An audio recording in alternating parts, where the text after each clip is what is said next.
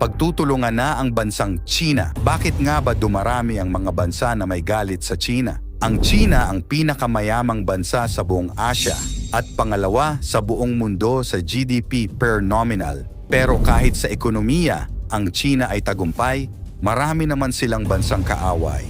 Bakit nga ba maraming bansa sa kanila ay ayaw? Totoo bang sa teritoryo sila ay mahilig mang-agaw? Mga bansa na handang sumalakay sa China dahil sa kanilang galit, yan ang ating aalamin.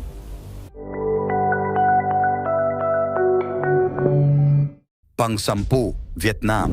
Ang galit ng Vietnam sa China ay nag-ugat pa noong Sino-Vietnamese War noong 1979 hanggang 1990. Bukod dito, ang isa pa sa kinagagalit ng Vietnam ay ang pagkuha ng China sa Paracel Island na itinuturing ng Vietnam na kanilang teritoryo. Ang pagpapadala ng China ng barko sa lugar ay nagbigay ng pangamba at pagtutol sa magkakalapit na bansa. Ang pag-angkin ng China sa malaking bahagi ng South China Sea. Pang-siyam, South Korea. Ang nagpapainit ng tensyon sa China at South Korea ay ang kasunduan ng Amerika at South Korea sa pagbuo ng armas pangdigma na may kinalaman sa nuclear. Ito ay bilang tugon na din daw nila sa patuloy na pag-develop ng nuclear weapons ng North Korea na mortal ding kaaway ng South Korea. Ganun pa man ang hakbang daw na ito ay banta sa mga Chinese sa kanilang seguridad kaya nag-impose ang China ng mga sanctions laban sa South Korea. Gayon pa man ay di natinag ang South Korea sa pananakot ng China. Pangwalo, Australia.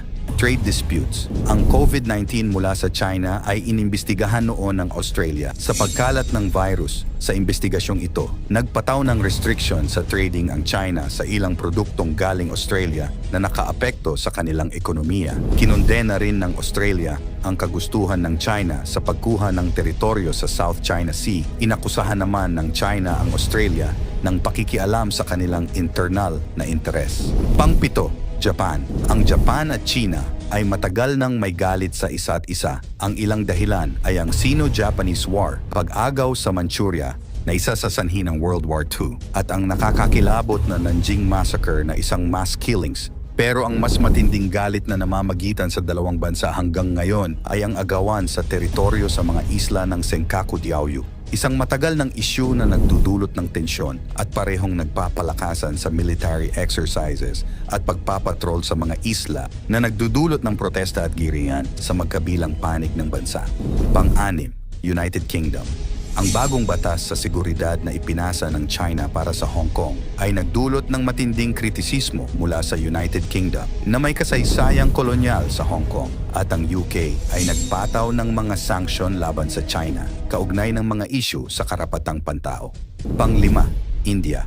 Border disputes. Ang mga alitan sa Aksai Chin at Arunachal Pradesh ay patuloy na nagdudulot ng mga sagupaan sa hangganan ng India at China. Sa katunayan, nagkaroon ng military clashes ang dalawang bansa. Naganap ito noong 1962 nang agawin ng China ang Tibet. Ang digmaang ito ay tinawag na Sino-Indian War, at ayon sa mga ulat, tumatawid pa rin ang tropang Chino sa line of actual control, isang tiyak na hangganan na naghihiwalay sa dalawang bansa. Dito minsang nagkakasagupa ang dalawang bansa at humimok sa mga Indiano na mag-boycott ng mga produktong gawa sa China at magpanukala ng mas matapang na hakbang.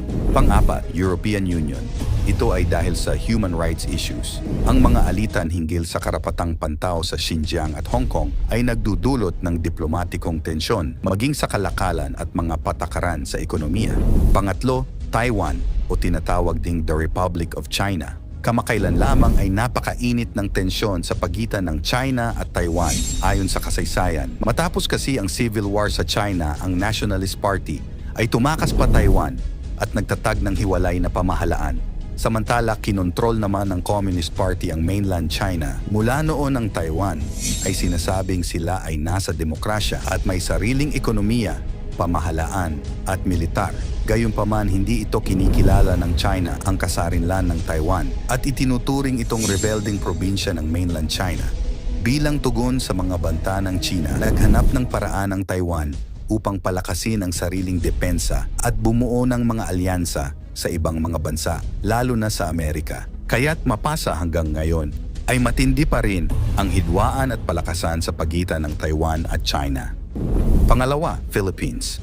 Alam nating lahat na inaangkin ng China ang halos buong karagatan sa West Philippine Sea, kabilang ang Spratly Island, Paracel Island, Scarborough Shoal, at iba pang mga isla na sinasabing mayaman sa langis at gas reserves.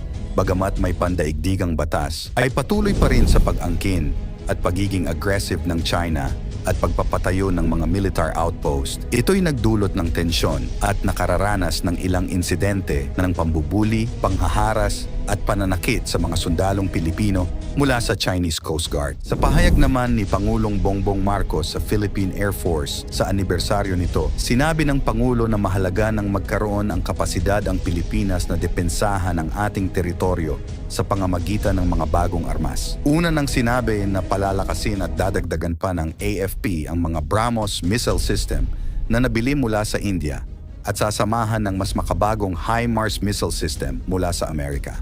Ikaw, bilang Pilipino, sa issue ng West Philippine Sea, ano ang masasabi mo dito, Kasuksay? Ikomento mo naman ito sa ibaba. At ang ating number 1, United States of America. Noon pa man ay mayroon ng tunggalian ang dalawang malaking bansang ito. Ang economic tensions sa trade war at mga tariff disputes ay nagdulot ng malalim na tensyon sa pagitan ng Amerika at China. Inaakusahan din ng US ang China sa pagnanakaw ng intellectual property, mga spy issue tungkol sa COVID-19 at paglabag sa karapatang pantao. Ang mga territorial dispute sa South China Sea ay isa rin sa malaking pinagtatalunan na nagdudulot ng mga pag-aalala tungkol sa posibleng military conflict na maaaring magdulot ng matinding epekto sa mundo. Kung ang mga bansa na may tensyon o alitan sa China ay magsanib puwersa laban dito, maaaring magkaroon ng malalaking pagbabago sa seguridad at ekonomiya. Posibleng magkaroon ng geopolitical realignment, coalitions and alliances. Maaaring mabuo ang mga bagong koalisyon at alyansa gaya ng Quad o ang Australia, India, Japan at United States na maaaring palakasin ang kanilang kooperasyon sa seguridad at ekonomiya laban sa China. Ang China naman ay posibleng tumawag din sa kaalyado nitong bansa gaya ng Pakistan, Russia at North Korea. Increased military presence. Ang mga bansang ito ay maaaring magpatupad ng mas maraming military exercises at presence sa rehiyon, lalo na sa South China Sea at Indian Ocean, upang ipakita ang kanilang kapangyarihan. Ang ganitong senaryo ay magdudulot ng malaking pagbabago sa pandaigdigang kapayapaan at magiging komplikado depende sa magiging marahas na hakbang at reaksyon ng iba't ibang bansa dahil sa kasakiman ng China.